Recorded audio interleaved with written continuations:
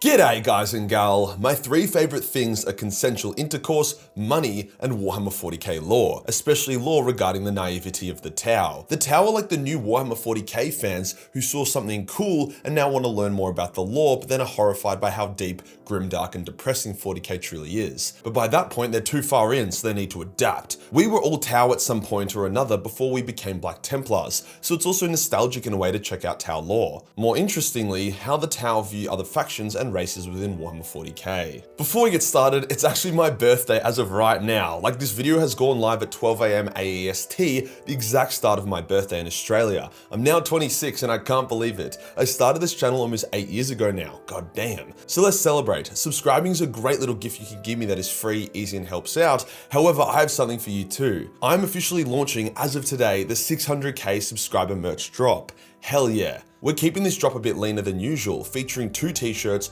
2 singlets, and a hoodie, as well as something special. The first is the Innocent Spruce Nothing t-shirt, featuring everyone's favourite weaponized autism incarnate warrior with a quote that I think sums up the grimdarkness of the 41st millennium quite nicely.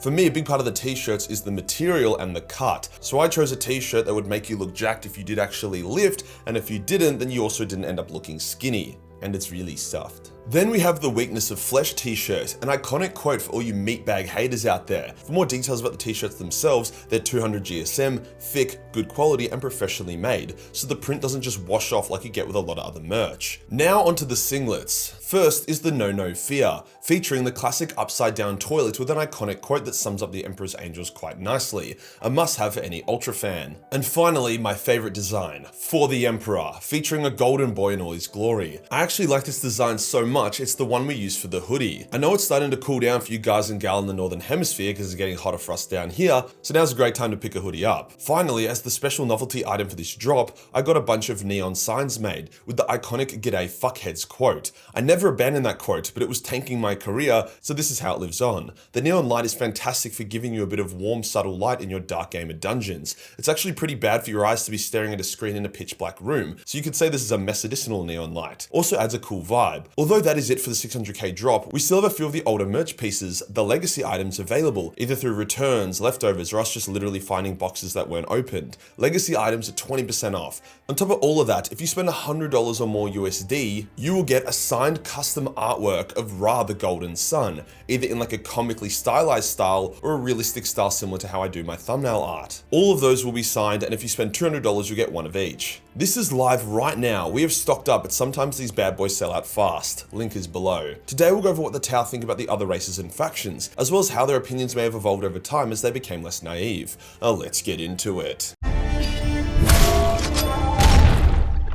Let's start off with the Imperium of Man. The Tau's opinion and understanding of the Imperium has evolved dramatically. When they first made contact, it was mostly peaceful. Neglected Imperial outer worlds who hadn't seen Space Marines or Imperial forces for millennia. The Tau traded with these worlds, offering a better standard of living, and began incorporating them as a vassal species into the Tau Empire. This was a huge fucking no-no for the Imperium, who responded with devastating force. The Tau were time and time again shocked by the Imperium's way of war, being even more shocked by how it was somehow effective. For example, Tau space warfare was all about large fleets of small ships at extremely long range. Likely how space warfare would actually play out. The Imperium, on the other hand, treated space warfare like fucking Pirates in the Caribbean. Ramming, boarding actions, broadsides, even massive harpoons. So when a Space Marine strike cruiser drove into the Tau ranks, broadsiding their tits off, they were like, what? When the Tau first learnt of Titans, they thought they were propaganda, until the mountains started firing at them. Same goes for Psykers. They couldn't comprehend the existence of magic or sorcery, so they called them mind scientists.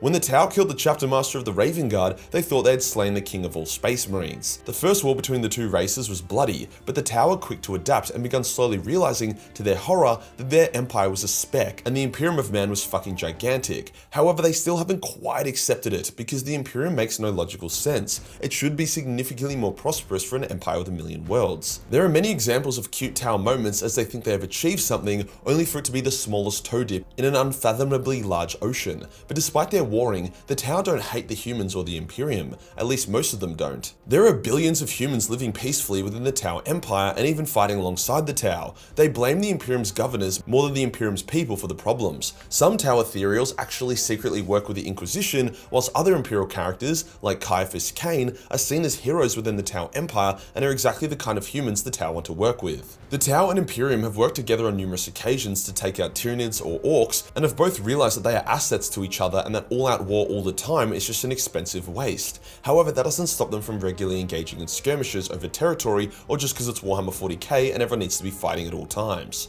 How about the Elder? Well, the Tau and Elder's relationship was off to an incredibly rocky start. The Tau were getting invaded by some Tyranids, and the Dark Elder offered to help. Now, obviously they didn't introduce themselves as the Dark Elder, just a new Xeno that wanted to help, and in return they had to hand over a bunch of their people as a cultural exchange. The Tau, not really knowing the Dark Elder, agreed, and the two sides decimated the Nids. However, the Tau were a bit suspicious of the gigantic abominations the Dark Elder used, realizing that there were actually horrific lumps of the Tau that were handed over, cruelly crafted together. The Tau attempted to attack the Dark Elder in response to this horrific act, to which the Dark Elder simply vanished, before reappearing at a defenseless Tau world and harvesting its population as slaves. Bad start. However, Tau naivety would kick in here, as they didn't know that the Elder was split into different sub-factions, so they attacked a maiden world, which then triggered a response from Krafodiandin, and the two sides fought. However, they soon realized they were being manipulated by the Dark Elder for the lols, so they had a ceasefire. Since then, the Tau and normal Elder don't really fight each other, and have united on various occasions to defeat Chaos or Tyranids. However, the Dark Elder love fucking raiding the Tau. It's like their most enjoyable hobby. They raid their tits off, especially since Space Marines made raiding Imperial space less fun. As such, the Tau despise the Dark Elder, but see Krafeld Elder as strange but helpful. They're especially fascinated by the fact that they cannot reverse engineer Eldar tech due to it being based on Wraithbone and psychic ability, something that is beyond the Tau. How about the Tau and the Orcs? Well, hilariously, the Tau genuinely tried to befriend the Orcs, which ended poorly, and now the Orcs are mostly designated as a kill on sight, no chance of friendship race. Basically, the Tau have classifications, one for always friendly, like the Kroot, one for hit and miss, like the Imperium or Eldar, and one for always bad, like the Orcs and Tyranids. Their attempt to befriend the Orcs basically featured a watercast Tau diplomat who had practiced Orc slang for ages, coming to the Orcs to give them unloaded weapons as a cultural exchange, as he believed correctly that Orcs like guns. However, despite his best attempt at speaking to them like a bunch of drunk British peasants,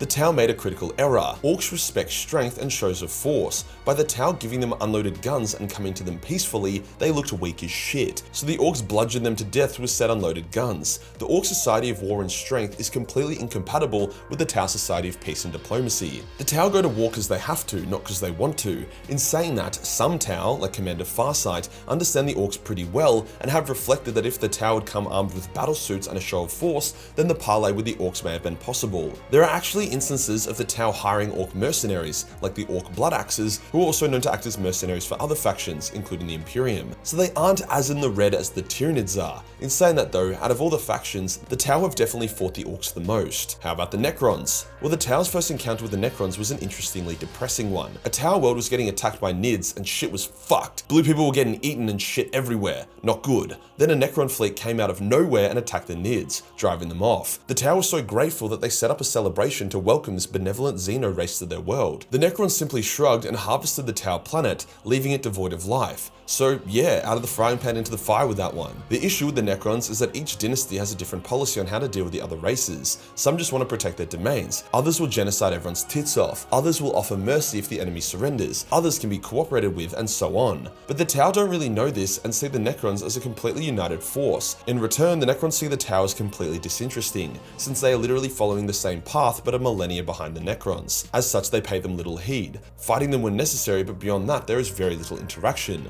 The Tau in turn haven't really been able to engage in diplomacy with them, so mostly treat them with hostility. How about the Tau and Chaos? Well, being their cute naive selves, when the Tau first encountered Chaos in the form of the demons of Khorne, they thought they were strange aliens with impressive teleportation tech, as evident by them being able to spawn out of thin air and then vanish when they are killed. Chaos doesn't often target the Tau, as the Tau have small souls and are hard to corrupt or possess, so the two sides haven't fought much. But when the Tau accidentally opened up a large portal that linked the heart of their empire to distant space, the Death Guard tried to break through it. A vicious war commenced that even got the new Tau God, formed from the collective belief of all non-Tau races within the Tau Empire, involved, as it smashed Death Guard ships apart. Needless to say, the Tau fucking hate Chaos, although they don't really understand it very well, seeing it as evil distilled and completely anathema to the greater good. In a similar vein, this is also how they see the Tyranids, a parasitical force of destruction that has no place in the galaxy. They cannot be reasoned with in the slightest, so the Tau have a strict extermination policy against all space bugs, with the Tyranids probably being second only to the Orcs in terms of how many wars the Tau fought against them.